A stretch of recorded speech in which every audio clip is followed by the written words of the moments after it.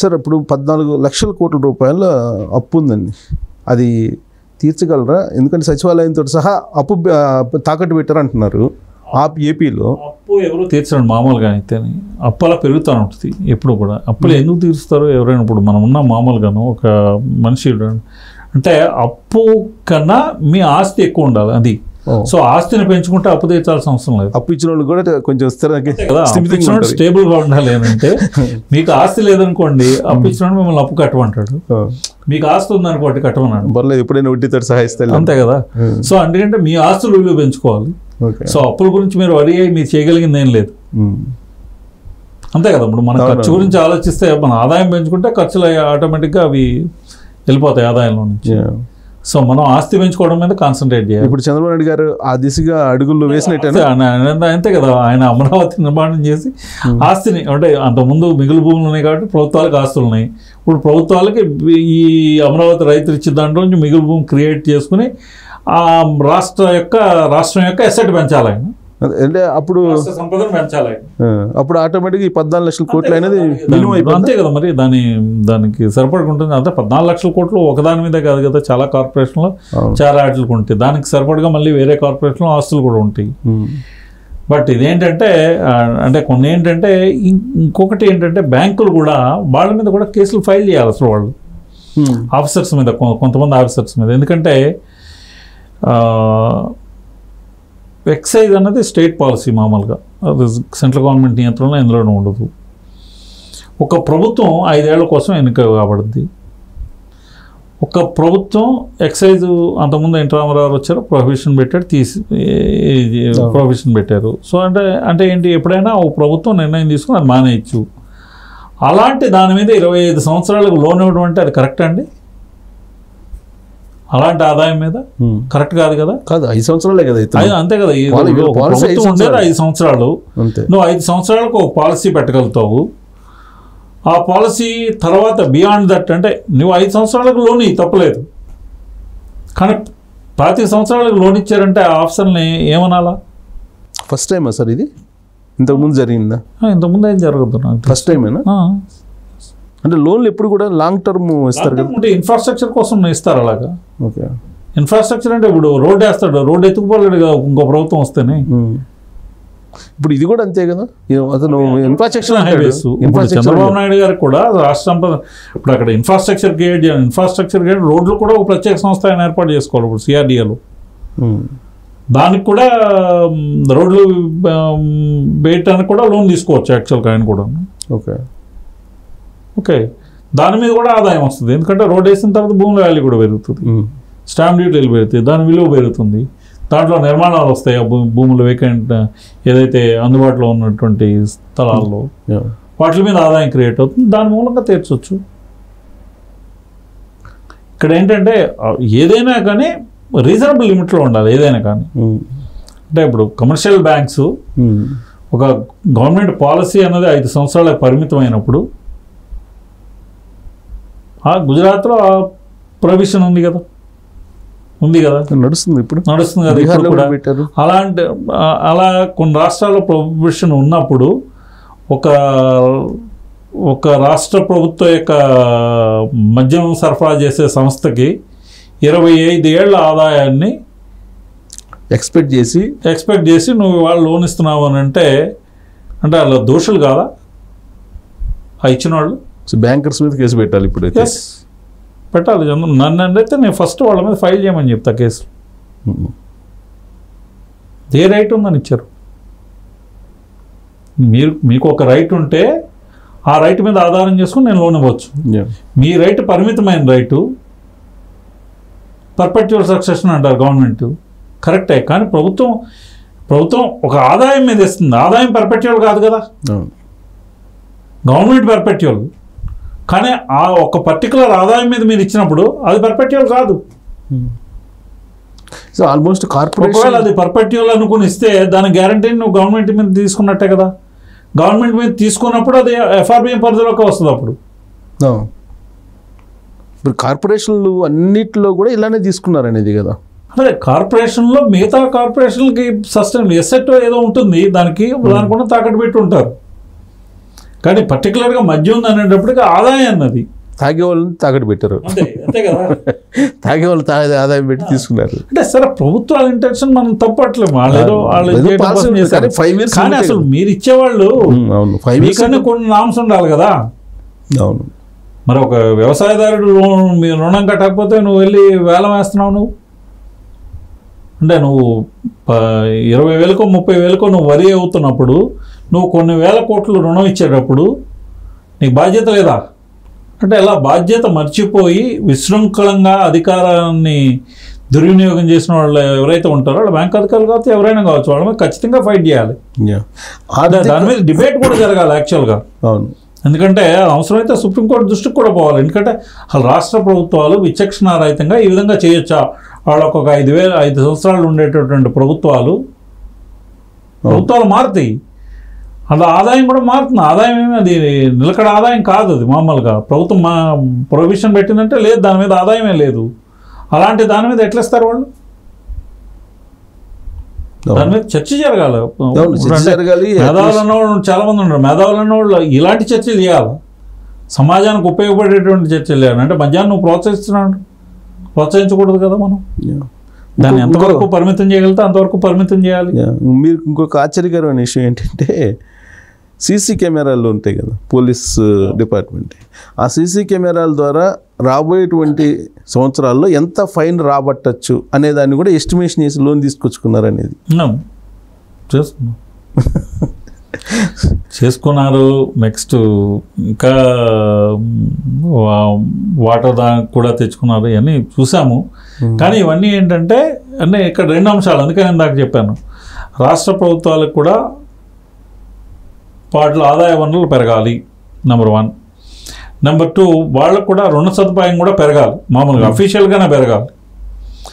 అలాగే పరిమితి పెంచాలి, అవసరమైనప్పుడు పరిమితి పెంచాలి. నెక్స్ట్ ఎఫ్ఆర్బిఎం యాక్ట్ ఏదైతుందో పరిమితిని పెంచండి, కానీ మీరు ఎన్ఫోర్స్మెంట్ కరెక్ట్గా చేయండి. ఎన్ఫోర్స్మెంట్లో ఇది ఇవ్వకూడదు, అవసరమైతే పరిమితి పెంచండి, తప్పులేదు దానికి. ఎందుకంటే అది అన్ని రాష్ట్రాలకు ఉపయోగపడుతుంది, వాళ్ళ యొక్క అవసరాలను బట్టి వాళ్ళు చేసుకుంటారు. కేంద్ర ప్రభుత్వం ఒక కీలకమైన నిర్ణయం తీసుకోబోతుంది సార్. బహుశా నేను అనుకుంటే ఈ వారంలో ఫైనల్ అయ్యే అవకాశం ఉంది. దేశవ్యాప్తంగా ఈ రియల్ ఎస్టేట్ కారణంగా ఆల్మోస్ట్ ఉత్పాదకత తగ్గిపోతుంది. అంటే వ్యవసాయ రంగంలో పంటలు వేసే వాళ్ళు తగ్గిపోతున్నారు, వ్యవసాయ విస్తీర్ణం తగ్గిపోతుంది భూమి. కాబట్టి ఓపెన్ ప్లాట్స్ మీద ట్యాక్స్ వేయాలి అనే ఒక ఆలోచన చేస్తున్నారు. అది ఆహ్వానించదగ్గ పరిణామం. మీకు ఇందాక నేను చెప్పాను, అర్బన్ డెవలప్మెంట్ అంటే అర్బన్ ఎక్స్పాన్షన్ జరుగుతుంది, అసలు అది అవసరం లేదు. అర్బన్ నియంత్రణ జరగాలి, నియంత్రణ జరిగితే లేఅవుట్ లేరు కదండి మామూలుగా. అదేదో గ్రామాల్లో వేసుకుంటే గ్రామాల ఆర్థిక అభివృద్ధికి ప్రోత్సహిస్తుంది, తప్పలేదు దానికి. చుట్టూ పెరిఫెరల్ ఏరియా పెరుగుతుంది కదా, అర్బన్ పెరిఫెరల్ ఏరియాలే మీరు చెప్పిన ప్రాబ్లం వస్తుంది. ఎందుకంటే వాళ్ళు వ్యవసాయం చేయడం మానేసి లేఅవుట్లు వెళ్తున్నారు. సో అర్బన్ పెరిఫెరల్ ఏరియా ఏంటి, అర్బన్ డెవలప్మెంట్ ఉంది, దాని మీద ఫోకస్ చేస్తున్నారు. కాబట్టి దాని మీద ఫోకస్ తగ్గించి ఇప్పుడు ఈ వర్క్ ఫ్రమ్ హోమ్ కాన్సెప్ట్లు ఇవన్నీ వచ్చినాయి కాబట్టి రూరల్లో ఎంప్లాయ్మెంట్ క్రియేట్, రూరల్లో ఇండస్ట్రీస్ని ఏర్పాటు చేయడానికి ప్రోత్సాహకాలు ఇవ్వాలి. అవి ఇస్తే ఆ సోషల్ ఈక్విటీ, రీజనల్ ఈక్విటీ రెండు మెయింటైన్ అవుతాయి. ఇప్పుడు ఈ నిర్ణయం అనేది కొంతవరకు ఉపయోగపడుతుందా మీరు చెప్పినటువంటి కాన్సెప్ట్కి? ఏది ఈ ఓపెన్ ల్యాండ్స్కి ట్యాక్స్ వేయటం అనేది, నియంత్రణ, అర్బన్ ట్యాక్స్ వేయటం అనేది దాన్ని నేనైతే అనుకోవట్లేదు. ఎందుకంటే ఓపెన్ ల్యాండ్స్ ట్యాక్స్ వేస్తారు, అది దాని వాల్యూ అలా పెరుగుతూ ఉంటుంది అనుకుంటాడు అంతే ట్యాక్స్ కట్టినోడు. అంటే ట్యాక్స్ కట్టాలి కదా ఎవ్రీ ఇయర్, కడతాడు. ఏముంది, ఇది కూడా దాంట్లో పెరిగిన దాంట్లో వేసేస్తాడు, దాంట్లో వేసుకుంటాడు, తర్వాత అమ్మేటప్పుడు అది కూడా లోన్ చేసి అనుకుంటాడు. సో దానివల్ల పెద్ద ఉపయోగం ఉండదంటే నేను అనుకుంటున్నాను. ఎందుకంటే ల్యాండ్ అనేది ఎవరు కూడా ఎసెట్ కింద క్రియేట్ అయ్యాడు. ల్యాండ్ కానీ గోల్డ్ కానీ ఇంకోటి కానీ వాళ్ళు ఎసెట్ కింద ట్రీట్ చేస్తారు. ఆ ఎసెట్ మీద ఏదైనా అవసరం ఉంటే కడతారు, కానీ అది ఎప్పుడు మళ్ళీ అమ్మేటప్పుడు దాన్ని వసూలు చేసుకుంటారు తీరి. ఎవరో కొద్దిమందికి కట్టలేని వాళ్ళు ఉంటారు, దాని మీద ఇన్వెస్ట్ చేసే వాళ్ళు అందరూ కూడా ఆ ఇన్వెస్ట్మెంట్ పొటెన్షియల్ ఉన్న వాళ్ళే కదా ఇన్వెస్ట్ చేస్తారు. ఇది కూడా కలిపి వాళ్ళకి వేస్తారు అంతే కదా, అమ్మేటప్పుడు వేస్తారు అంతే, కొనేవాడికి వేస్తారు. సో వాళ్ళకి వచ్చే నష్టం లేదు కాబట్టి ఇది పెద్ద ఉపయోగపడదు అంటారు మీరు చెప్పి, అర్బన్ నియంత్రణకి ఉపయోగపడదు. ఫైనల్గా సార్, ఇప్పుడు ఇన్వెస్టర్స్ ఏపీలో చేస్తే బెటరా, అమరావతిలో, లేదా హైదరాబాద్లో చేస్తే బెటరా?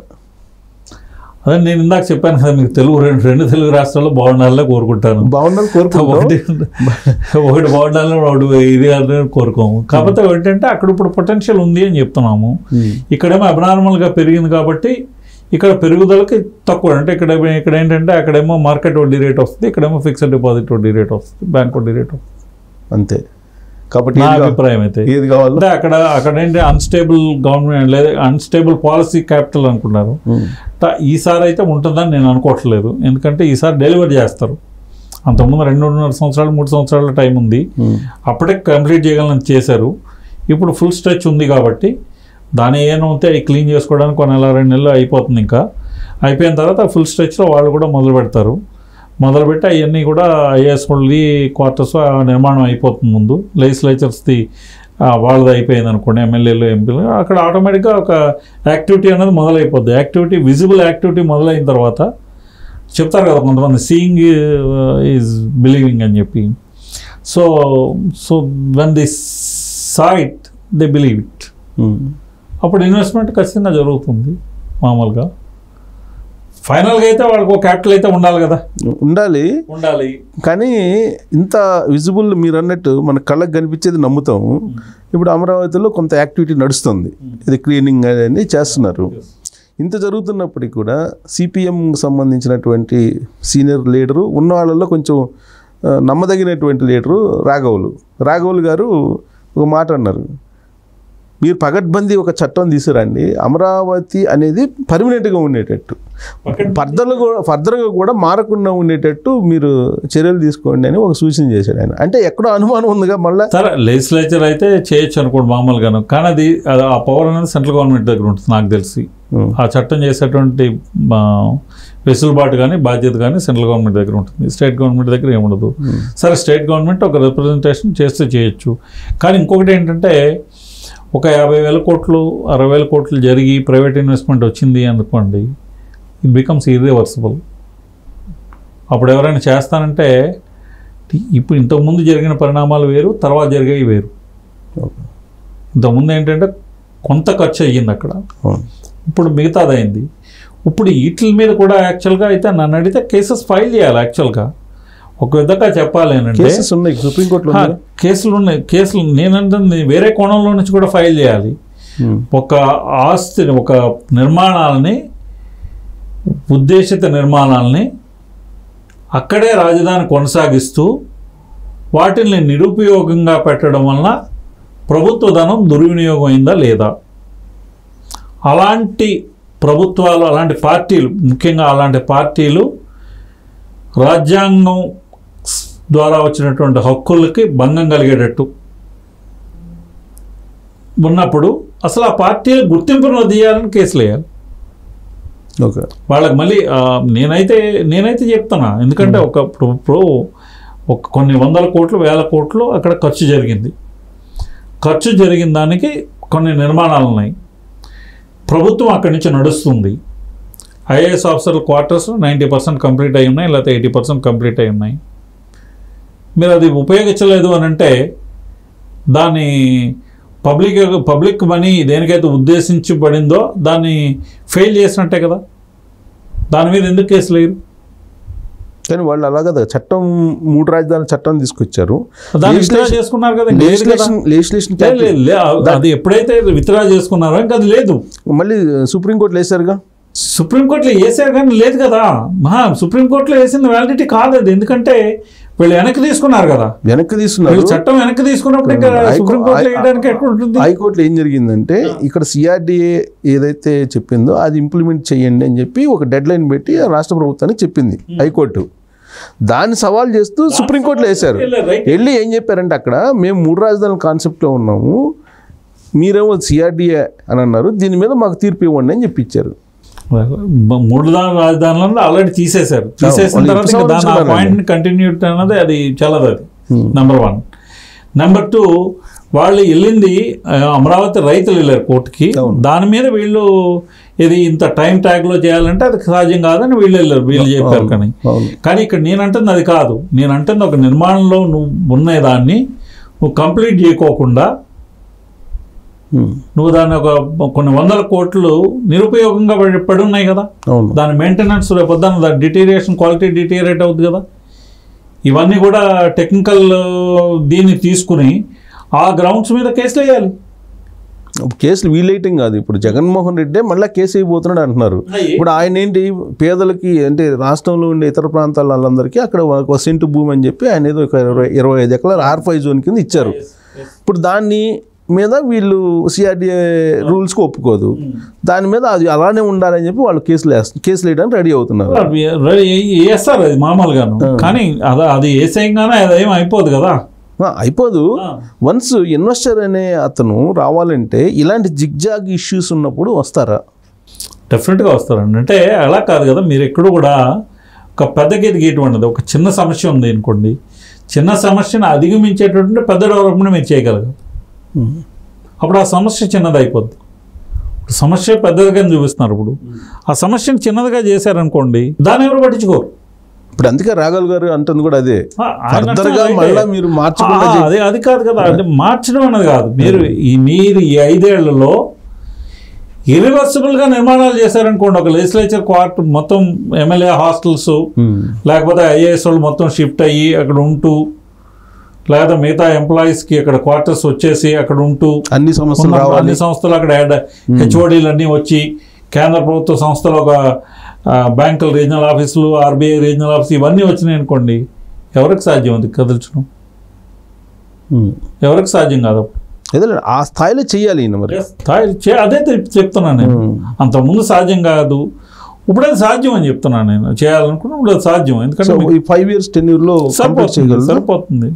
అవసరమైతే మీరు అందరినీ తీసుకోవాలి మీరు మామూలుగాను. అలాగే నేను ఇంకా లాస్ట్ టైం కూడా ఎవరో ఇంటర్వ్యూ చేసినప్పుడు కూడా చెప్పాను నేను, మీరు ఇక్కడ IT స్పేస్ ఉంది మామూలుగాను, మీరు ఇప్పుడు AI స్పేస్ అంటారు, ఇంకోటి అంటారు. మీరు 1 కోటో 2 కోట్ల IT స్పేస్ని అక్కడ పెట్టండి. వర్క్ స్టేషన్స్ అంటున్నారు. వర్క్ స్టేషన్స్ మిగతా చోట్ల వస్తాయి, కానీ ఇక్కడ కూడా ఒక ఇప్పుడు ఉంది గూగుల్ లాంటి పెద్ద ఆఫీసులు ఉన్నాయి ఇక్కడ మామూలుగాను. వాళ్ళ ఎక్స్పాన్షన్ కోసం ఒకటి పెట్టండి. 1 కోటి IT SFT వచ్చింది అనుకోండి, 1,00,000 ఉద్యోగాలు క్రియేట్ అవుతాయి. 1,00,000 ఉద్యోగాలకి మళ్ళీ ఎంప్లాయ్మెంట్ వాళ్ళ గృహాల నిర్మాణం అది జరుగుతుంది. ఎవరు రివర్స్ చేస్తారు దాన్ని? ఎవరు చేయలేరు కదా. సో చంద్రబాబు నాయుడు గారి చేతుల్లో ఉంది రాష్ట్రం భవిష్యత్తు, అంతేనా? దాన్ని ఇర్రివర్సిబుల్ చేయాలి. ఓకే, ఆయన ముందు ప్రధాన కర్తవ్యం ఏంటంటే, ఇప్పుడు చంద్రబాబు నాయుడు గారి మీద కానీ, లేకపోతే పవన్ కళ్యాణ్ మీద కానీ, లేకపోతే ఎన్డీఏలో భాగస్వామి అయినటువంటి భారతీయ జనతా పార్టీ మీద కానీ, ఇప్పుడు వీళ్ళ మీద ఉన్నటువంటి ఎన్డీఏ ప్రభుత్వం మీద, రాష్ట్రంలో ఉన్నటువంటి ఎన్డీఏ ప్రభుత్వం మీద ఉన్న బాధ్యత ఏంటి అంటే, ఎస్ అమరావతి ఈజ్ ఇర్రివర్సిబుల్ అని రియల్గా క్రియేట్ చేయగలగాలి. ఓకే, సో అది మరి చేస్తారా లేదా అనేది చూద్దాం.